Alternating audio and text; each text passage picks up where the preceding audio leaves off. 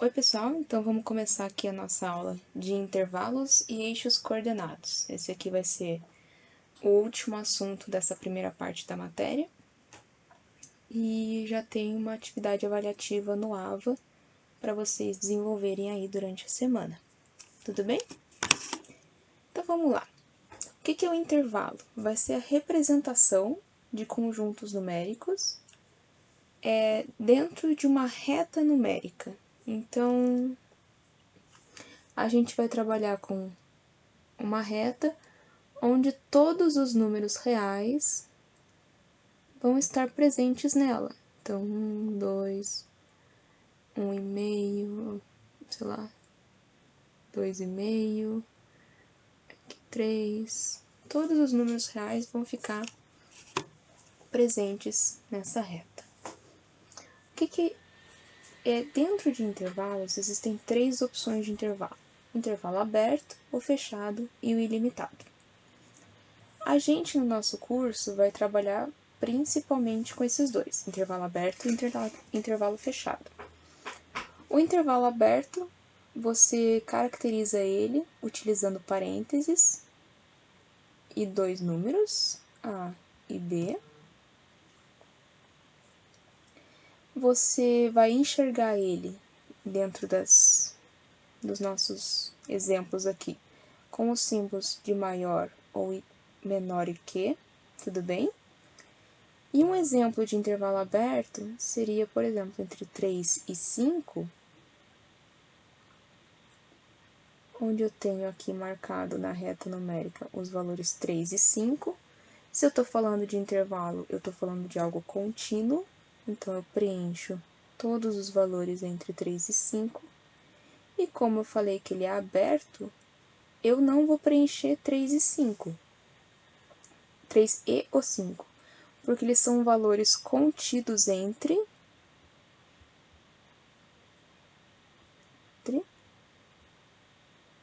com exceção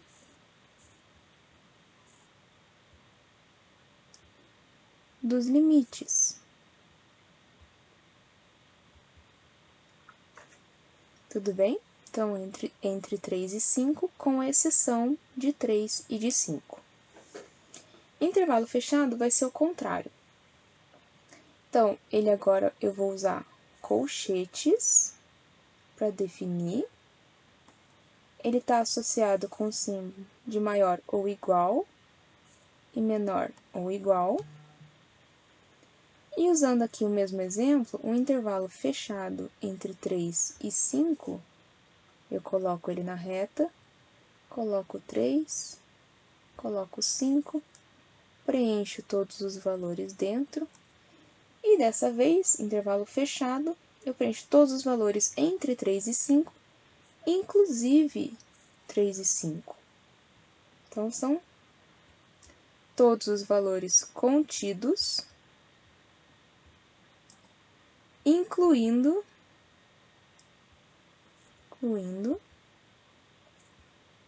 os limites.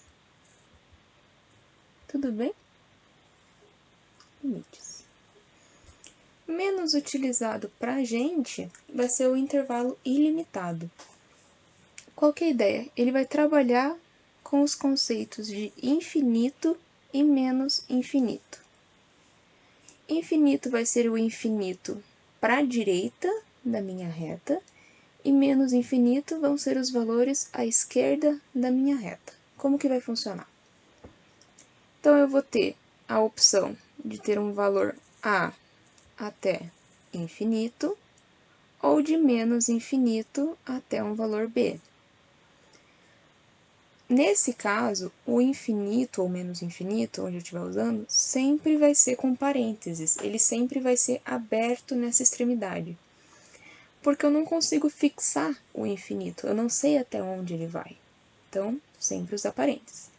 Quanto ao valor que eu sei o meu início, eu posso usar tanto parênteses quanto colchetes. Aí só vai depender se está incluso ou não está.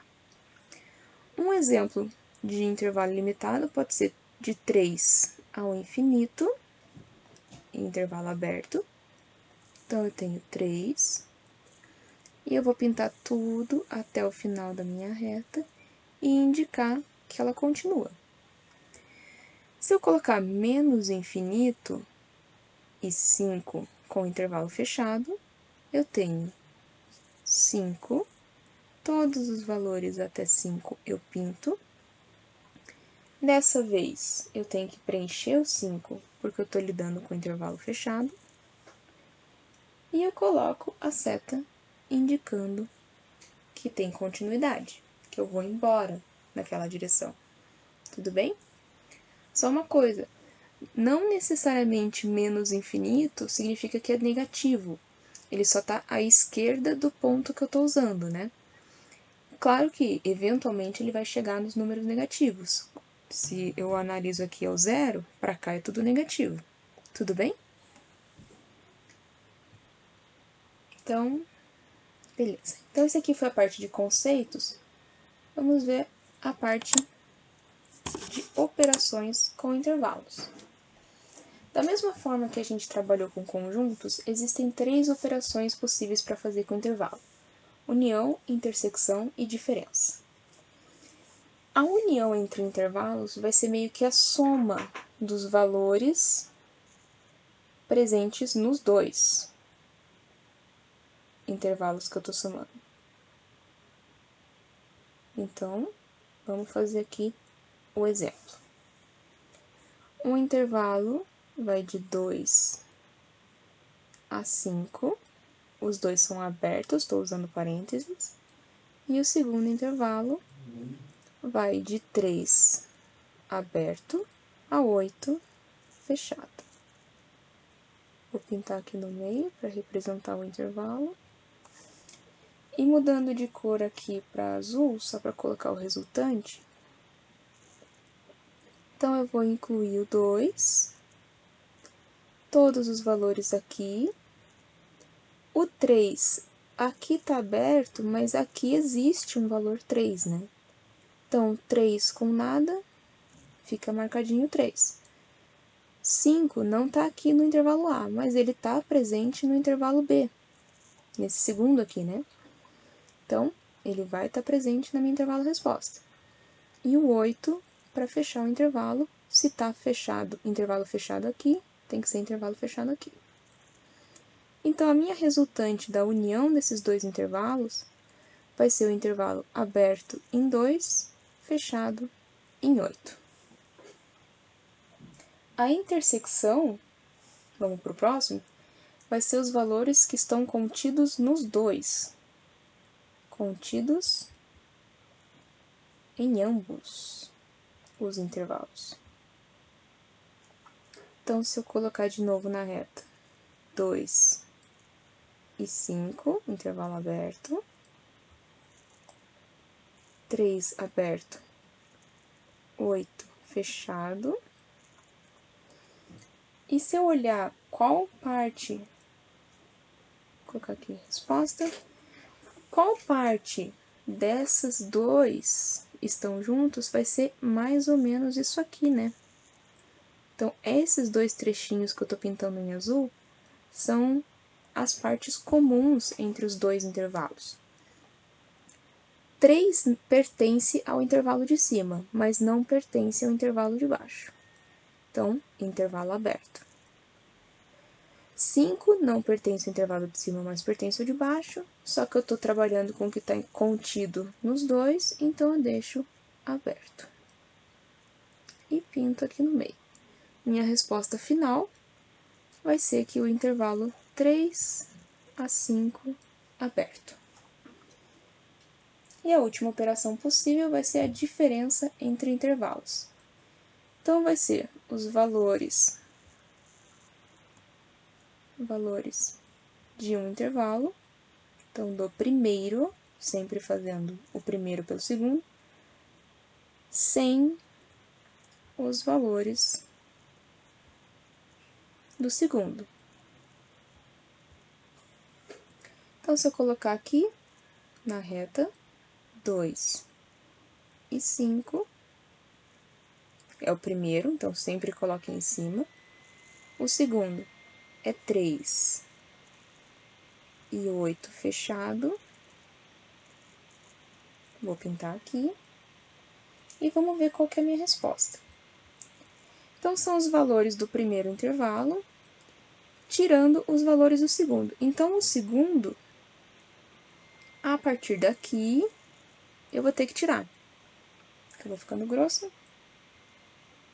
Então, a partir daquele ponto ali, eu vou ter que tirar. Então, o que vai ser a minha resposta? Vai ser o 2 que eu já tinha, todos esses dados aqui. E o que acontece? Nesse intervalo de cima, eu tenho o 3, mas no de baixo eu não tenho. Então, eu vou continuar pintando o 3. A partir do 3, como pertence ao segundo intervalo, eu vou remover.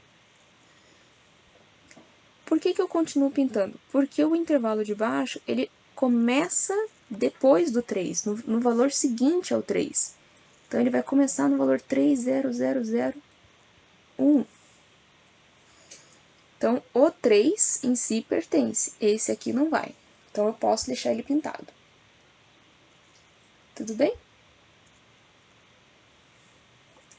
Então, vamos ver aqui uns exercíciozinhos só para fixar esse conteúdo, tá bom?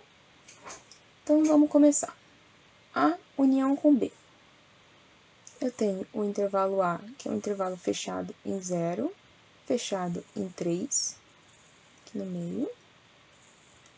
O intervalo B, fechado em 1, aberto em 5, vou pintar aqui no meio.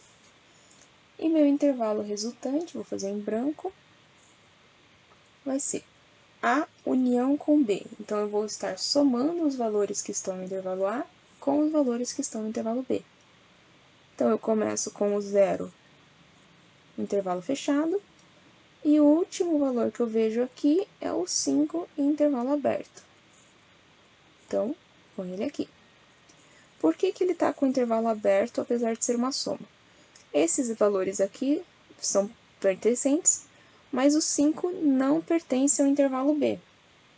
Então, eu tenho que tomar cuidado que se ele não pertence ao intervalo B, ele não vai pertencer à minha resposta, porque o meu intervalo B vai até o valor, vou colocar aqui, 4,999, mas nunca o 5. Então, meu vetor resposta tem que ter, meu valor, minha reta resposta, também tem que estar nesse mesmo esquema.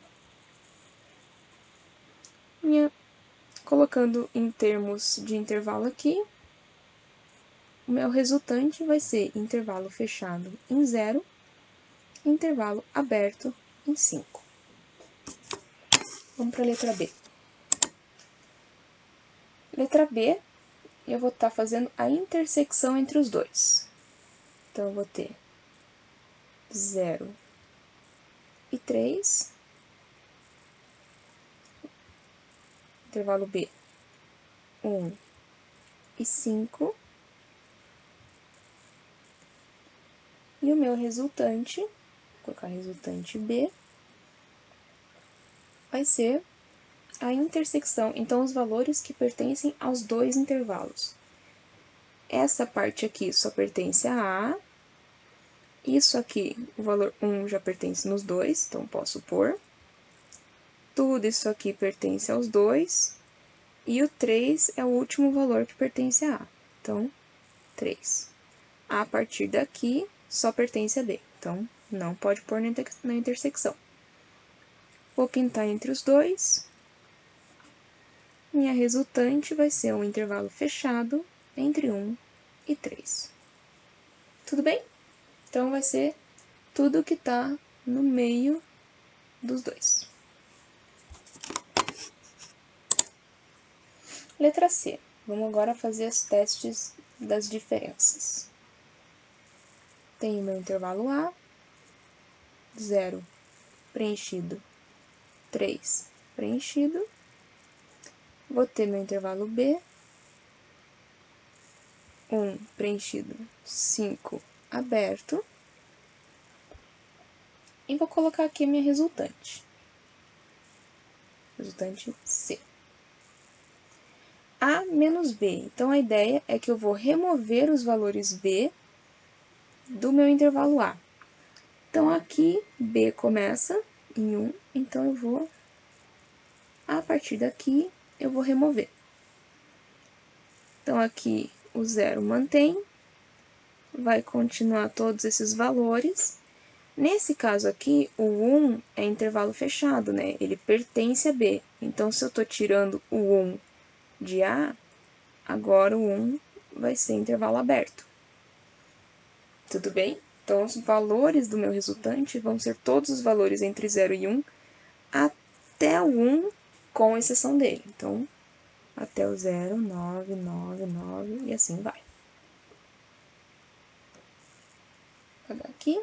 Então, a minha resposta final vai ser intervalo fechado em 0, aberto em 1. E o último exercício, esse aqui vai ser para mostrar para vocês a diferença, que quem você põe na frente faz muita diferença na resposta do enunciado, do exercício. Então, opa, ó, já ia fazer besteira. Então, agora eu vou fazer B menos A. Então, eu tenho o intervalo B, que vai de 1 até 5 aberto. Tenho o meu intervalo A, que vai de 0 a 3 fechado. E eu vou fazer B menos A. Resultante D. Então, eu vou tirar todos os valores que vão até aqui. Então, a partir daqui até aqui, eu vou remover do meu intervalo B. Se o A tem o 3 fechado, eu tenho que tirar o 3 que está em B. Então, vai ficar aberto em 3. E daí eu vou continuar até o 5. Então, todos esses valores aqui foram removidos nessa subtração. Tudo bem? Legal. Gente, isso aqui era o conteúdo que tinha sobre intervalos numéricos. Tem a lista já lá no AVA, vocês vão resolvendo, se precisar tirar dúvida comigo, tira, e vocês têm até semana que vem para me entregar. Eu agora vou entrar no segundo conteúdo da aula de hoje, que é a parte de eixos coordenados. Como que vai funcionar? Eu vou primeiro pedir para vocês que vocês deixem a análise de parênteses e colchetes para intervalos. A gente vai voltar a trabalhar com parênteses aqui, mas não no mesmo sentido do conteúdo que eu acabei de dar, tudo bem? Então, vamos começar um conteúdo do zero. A primeira coisa que a gente vai saber é para que serve uma coordenada. Então, elas vão ser ferramentas que permitem representar subconjuntos de retas e planos. Então, a primeira coisa que eu tenho que saber é a ideia de ponto. Um ponto, ele é simbolizado por uma letra maiúscula, e as coordenadas x e y dele. Coordenadas por quê? Porque eu vou ter agora um eixo y, um eixo x, e eu vou meio que fazer aquela brincadeira de mapa. Digamos que eu tenha um ponto A em 2 e 3, eu vou ter que ver, aqui é x igual a 1, x igual a 2, y igual a 1, y igual a 2, y igual a 3. Então, eu vou ver que meu ponto A está no ponto x igual a 2, y igual a 3. Tudo bem? Quem inventou isso, esse plano aqui, de eixos coordenados, ele também pode ser chamado de plano cartesiano, em homenagem ao criador René Descartes. Então, é o plano cartesiano. E um jeito de fazer a visualização desse plano, que pela criação ele colocou, foi que cada um desses quadrados, desses quadrantes, vai ter um nome. A gente vai chamar de primeiro quadrante, esse aqui. Esse aqui vai ser o segundo quadrante. Esse aqui o terceiro.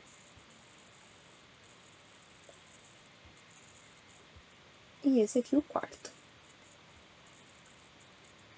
quadrante. Opa! Quadrante. Não sei o que aconteceu.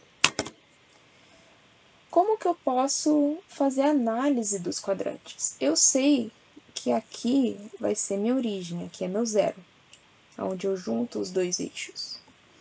Então, para cá vão ser valores positivos, para cima também, para cá vão ser valores negativos e para a esquerda também. Então, o primeiro quadrante vai ser onde as minhas coordenadas x são positivas e as y também. Meu segundo quadrante, eu tenho x negativo e y positivo. O terceiro, os dois vão ser negativos. E no quarto, o x é positivo e o y é negativo. Tudo bem? Beleza. Então, o que é? Um sistema de coordenadas, ele vai me ajudar a resolver o problema de localização de pontos. Tudo bem? Ele vai fazer a descrição de lugares geométricos e vai oferecer uma ferramenta para permitir problemas que lidem com geometria. As coordenadas de uma reta vão servir como unidades de medida, e todos os pontos no meu eixo de coordenado, ele representa um número real, e todos os números reais vão estar representados no meu eixo. Então, da mesma forma que eu tinha aquela minha reta numérica de intervalo, que tinha todos os valores reais, tanto no eixo x quanto no y, todos os meus valores reais vão estar representados. Então, todos os meus valores reais têm que estar tanto em um quanto em outro. E a última coisa que a gente pode saber a respeito dos eixos coordenados é que a distância entre dois pontos vai ser o módulo da diferença das coordenadas desses pontos. Aqui tá errado, né? Das coordenadas desses pontos. Então, deixei aqui a frase em evidência. E o que eu sei? Estou falando aqui que a distância entre dois pontos, o ponto A e o ponto B, vai ser o módulo da diferença entre as coordenadas de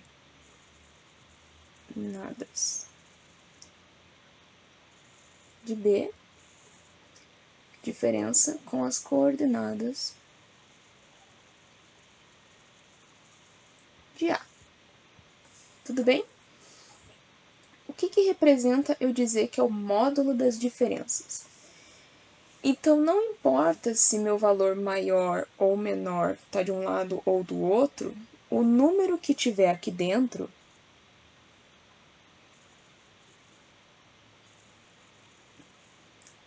pode ser positivo ou negativo, mas a distância entre A e B vai ser sempre positiva. O módulo, ele não permite que o valor resultado seja negativo. Então, olhando aqui, eu tenho aqui uma análisezinha, vou fazer a distância entre A e B.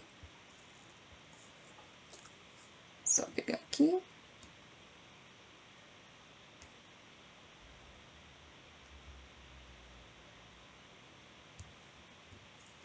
Se eu fizer a distância de A menos B, eu vou fazer o módulo das coordenadas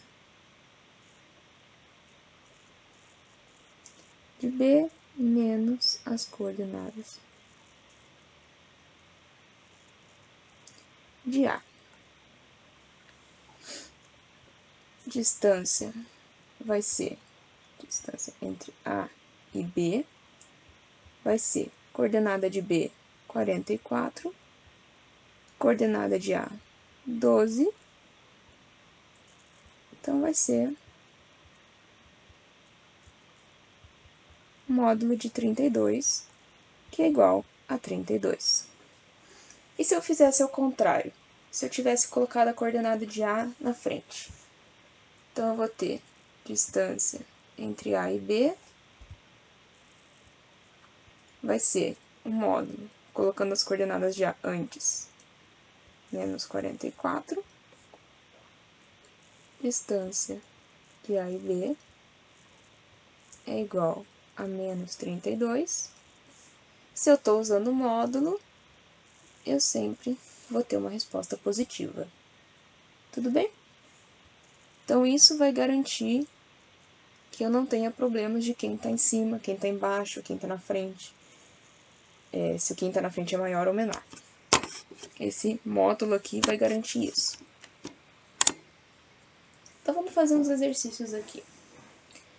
Os pontos A, 2 e 3 e B, 2 e 7 são vértices opostos de um quadrado. Então, vértices opostos de um quadrado, eu estou lidando com um ponto A aqui e um ponto B aqui. Nossa! E um ponto B aqui embaixo. Determine os outros vértices. Então, vou fazer aqui, fazer bem aqui embaixo, meu eixo X, meu eixo Y. Meu eixo X vai ser 2 e 3. 1, 2, 3. Então, meu ponto A tá aqui. Meu ponto B, menos 1, menos 2, 1, 2, 3, 4, 5, 6, 7.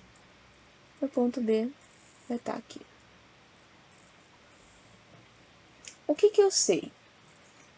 Se eles são vértices opostos, eu sei que tem uma aresta do quadrado para cá, na reta y igual a 7, e uma aresta do quadrado para cá, na reta x igual a menos 2.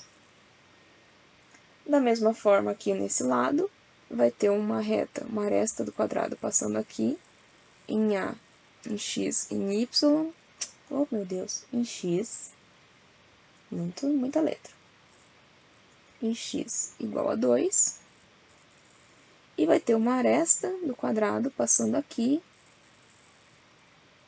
em y igual a 3. Com isso, então, eu consigo já identificar que aqui vai estar um dos pontos do meu quadrado e aqui vai estar o outro, C e D. C vai ser no ponto x igual a 2, y igual a 7, e D no x igual a menos 2 e y igual a 3. Tudo bem?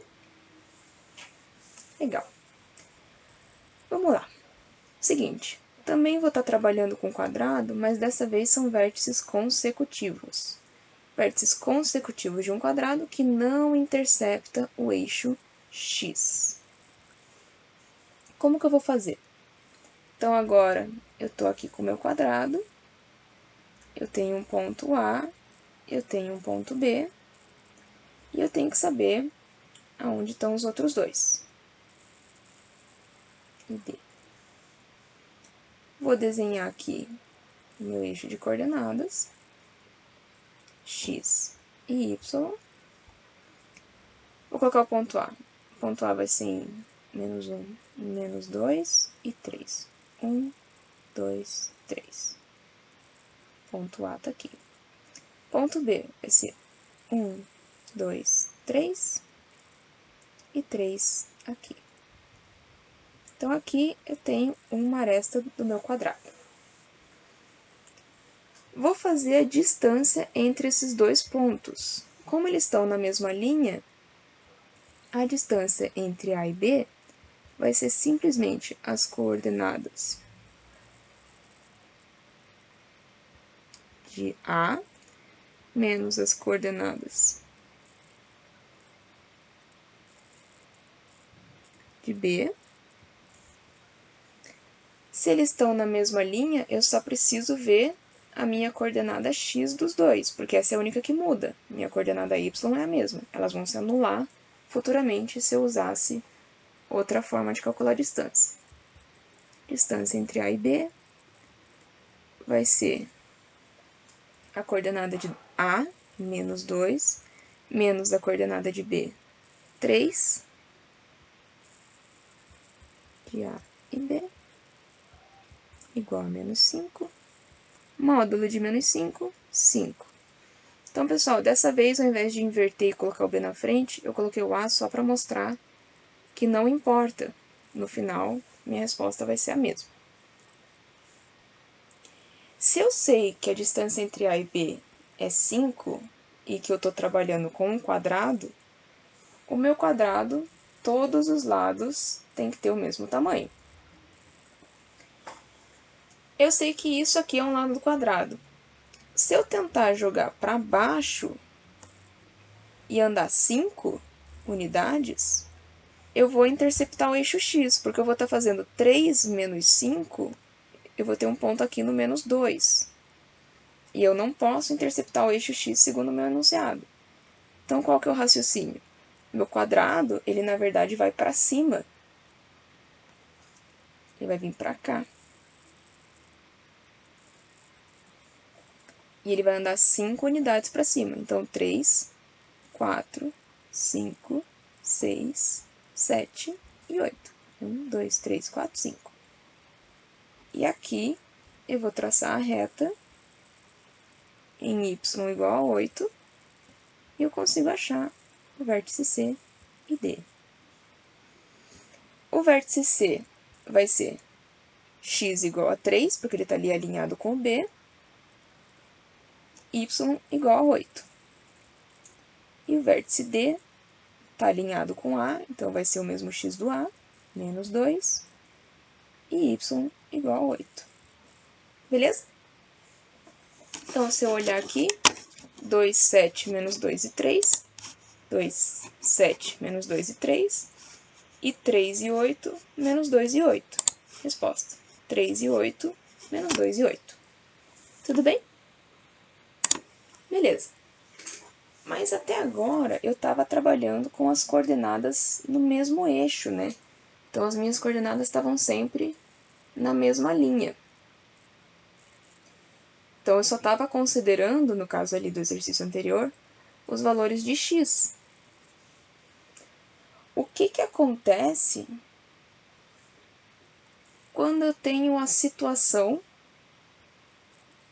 em que tanto A quanto B tem x e y diferente?